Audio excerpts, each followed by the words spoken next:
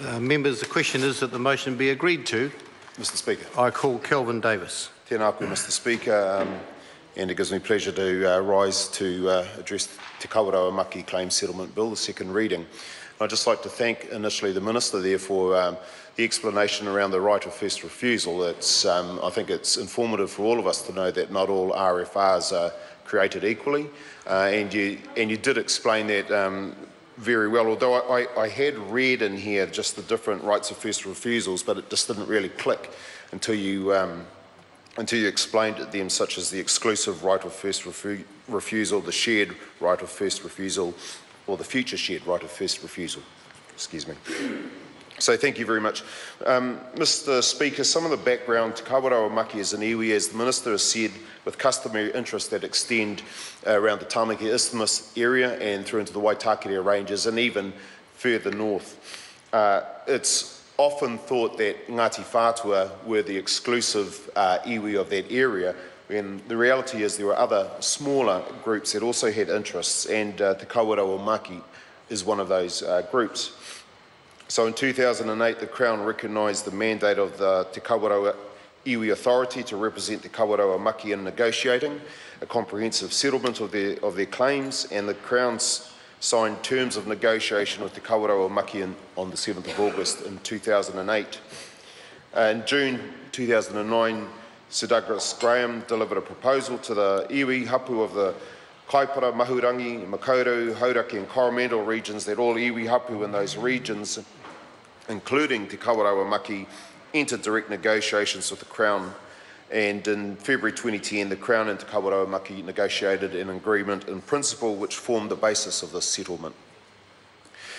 On 12th of December 2013, Te Kawerau Maki and the Crown initialed a deed of settlement.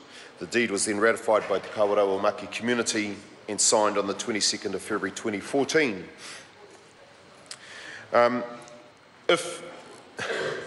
Hindsight's a wonderful thing, Mr Speaker, and the whole circumstances around Te Kawerau Maki are a great case in point where if you could write a manual that you could send back to the colonial forefathers of what not to do and how not to treat an iwi, this is one of them. So some of the summary to the historical background to the claims by Te Kawerau Maki are this, that in the 1840s, Te Kawerau Maki had little direct contact with the Crown. However, there were pre-treaty land transactions between other iwi and early European settlers, and that saw the alienation of certain Kawerau Maki lands. From 1841, the Land Claims Commission investigated these pre-treaty transactions. There's no evidence the Kawerau Maki chiefs were involved in these transactions, and when resolving them, the Crown failed to consider Te Kawerau Maki's interests, and they granted settlers the land, and they even retained surplus land. And not many people understand the whole surplus land policy, where basically, say someone said that they had a hectare of land and it was eventually surveyed out, and it might have been 9 hectares instead of the, might have been 10 hectares. Instead of the 9 hectares being given back to the tribe, the Crown kept it for themselves and so dispossessed the iwi of the land. In 1841, the Crown purchased an extensive area around Mahurangi and Omaha, which Omaha we know is a very exclusive sort of seaside spot these days. And it included a land in which Te Kawerau Maki held shared interest with other Kawerau groups. They weren't consulted on that sale. The Crown didn't conduct an investigation of customary rights, and when it purchased these lands, nor did it provide adequate compensation and reserves when it later learned of Te Kawerau's interest in the area.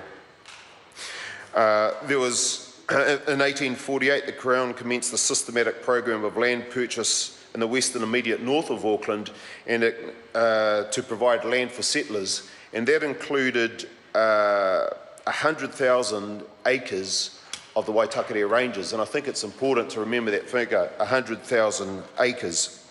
And this is in the heart of Te Kawerau Maki's land. They did not conduct an adequate investigation of customary rights in this area, and only dealt with Te Kawerau Maki after purchasing land from other iwi. So no reserves were set aside for Te Kawerau Maki, and in the large Hukurangi block, and Hukurangi is an area around West Auckland there, which is not well known, that is the actual name, and also the Piha and Waitakere Natives Reserves, which were created for Te Kawerau Maki, were not protected from later alienation.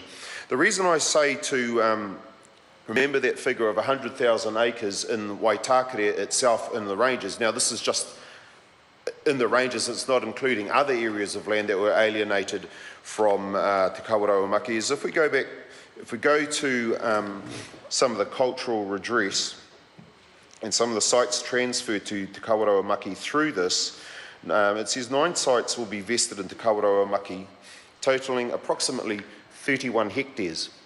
So if we consider that just 100,000 acres in the Waitakere ranges alone was taken, we're not counting the Mahurangi and Omaha and all the other areas, and there's going to be 9 sites vested totaling approximately 31 hectares. We can see actually the generosity of the people of Te Kawerau Maki. They're not saying we want all that land back and we want everyone who's squatting on our land to pay us rent and to make millionaires out of us.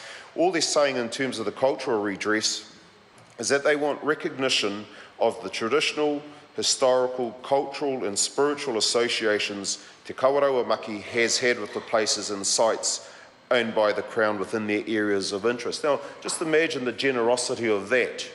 They're just saying they want cultural recognition of the traditional, historical, cultural and spiritual associations. They're not saying give us back all the land. They're not saying pay us rent. They're not saying pay us rent back to 1841. They simply want something that'll cost the New Zealand very little, and that's recognition of their interests. And I can only thank the generosity of Te Kawerau Maki and other iwi who have also said similar things, because there is this great almost conversation out there that Māori are just money hungry, land grabbing people who need to get over themselves. And I think that this proves that that is absolutely not the point. There are other lands as well, at Muriwai, Parihoa, Opareira and Waifofo Paku will be invested in Te Kawerau Maki. Many of these areas are Department of Conservation lands, and they will come with some covenants and reserve status. So even though they're saying that these lands belong to Te Kawerau Maki, there are covenants and they don't necessarily have full say over what goes on in those lands.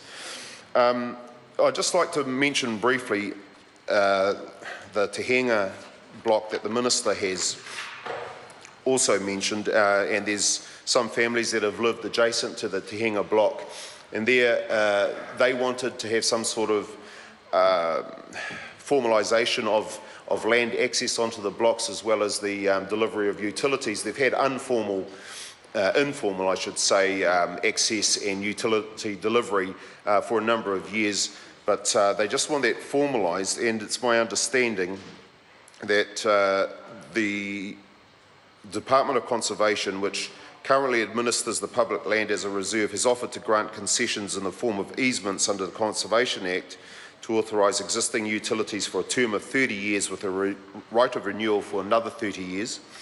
And in relation to the vehicle access, we understand that Te Kawerau Maki are prepared to grant a right-of-way easement for a term of 60 years. So although the Crown initially proposed that any grant of a vehicle easement be unregistered, given the potential shifting topography of the area, it was later agreed to the request of all parties for it to be registered to provide certainty. And again, I think that's a really nice way of tidying up that particular block for those adjacent landowners. Once again, I'd just like to acknowledge Te Kawerau Maki, the Māori Affairs Select Committee, who have overseen this bill, and the Minister, of course, for his fine work in making this all happen. Kia ora.